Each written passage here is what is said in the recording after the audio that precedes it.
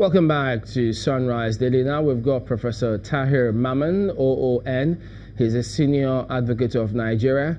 He's the Vice Chancellor of Bayes University and former DG Nigerian Law School. Prof, thank you for joining us this morning.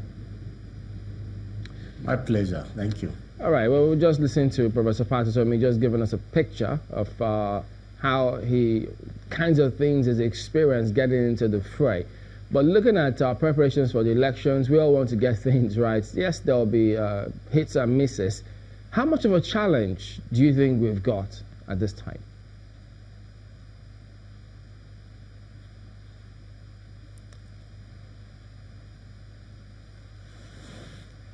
Can you hear me, Prof? Well, the public expectations is very high, truly, on INEC to deliver on credible elections in the wake of the successes registered in 2015. And the public have become much more conscious of the need to have credible and fair elections in the country. And to that extent, the bar is actually very high for the Electoral Commission.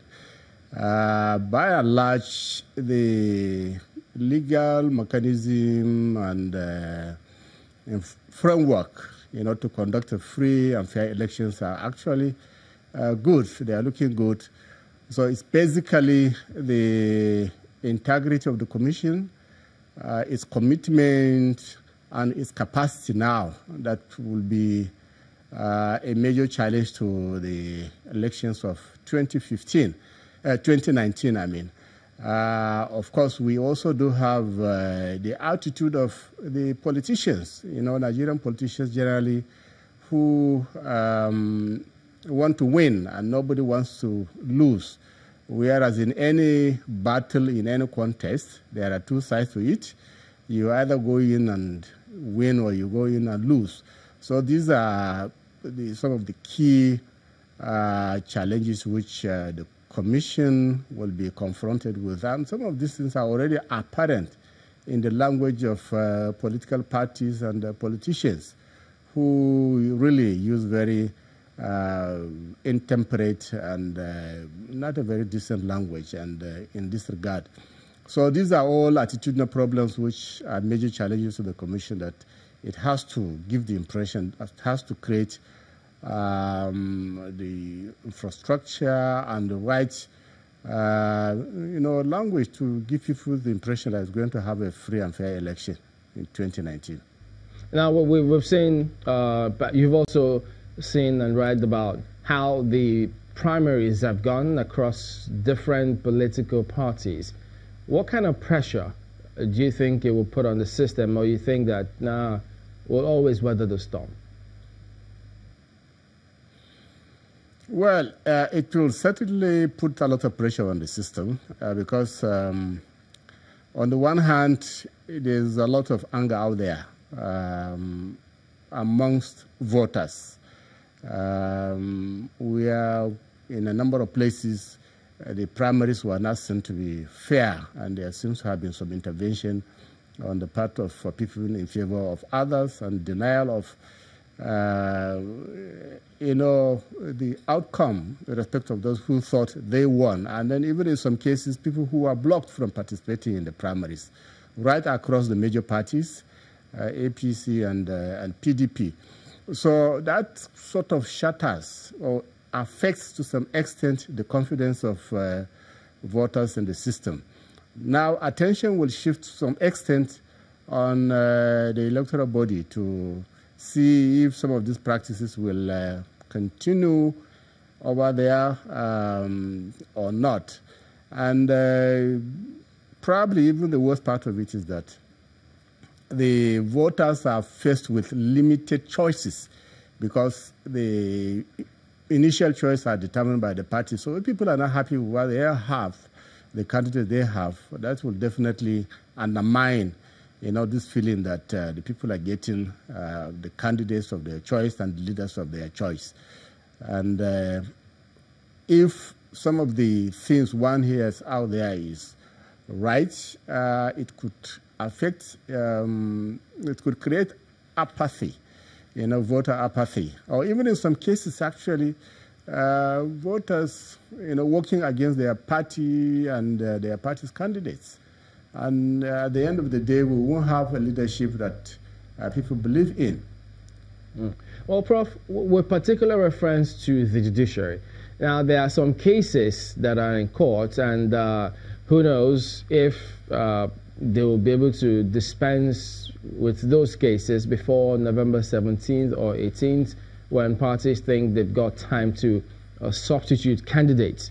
Now, for the layman out there who, as you also say, justice shouldn't just be done, it must be seen to have been done. Why is it that it always comes across as though judiciary somewhat slow when it comes to dispensing with some of these cases, such that some of them are usually overtaken with time? Is there nothing that can be done that they want to deliver those cases in good time and not make it any more complex than it already is? Well, by and large, the courts tend to be quite aware of the necessity to dispense with pre-election matters as quickly as possible. And of course, there are procedures and processes for handling elections, and the courts, most of the courts have procedures which allow for accelerated hearing of election cases. And to that extent, that fear may not be much. And then in any case too, in a lot of cases, in quite a number of cases we've seen in the past, even where cases went on and the courts in due course, rule in one way or the other, the process is taken back and then regularized. So it will not stop justice eventually, actually, being achieved. And then I'm not sure that the scale of the litigation is much at the moment. We've seen quite a number of them. Yes, people rushing to the courts, but the scale is not that heavy. But in the final analysis, as I said, the courts have tended to address pre-election cases with accelerated attention. Prof, let me stay with you as regards this matter of the judiciary here. What happens where where judgments are given and the parties involved do not follow through on them? How should that play out ahead of 2019? Well, that will not be right, certainly, because judicial decisions are supposed to be complied with. And as we have seen in Rivers, if a political party or any agency of government actually does not comply with court decisions, eventually it has a way of catching up with them, because all the decisions which are made after that decision, will simply not be upheld by the courts, even at the upper level, at the appellate level. So I think that's a very strong message to the parties and that are involved in these matters, that they cannot actually do anything but comply with judgments of the court in this regard.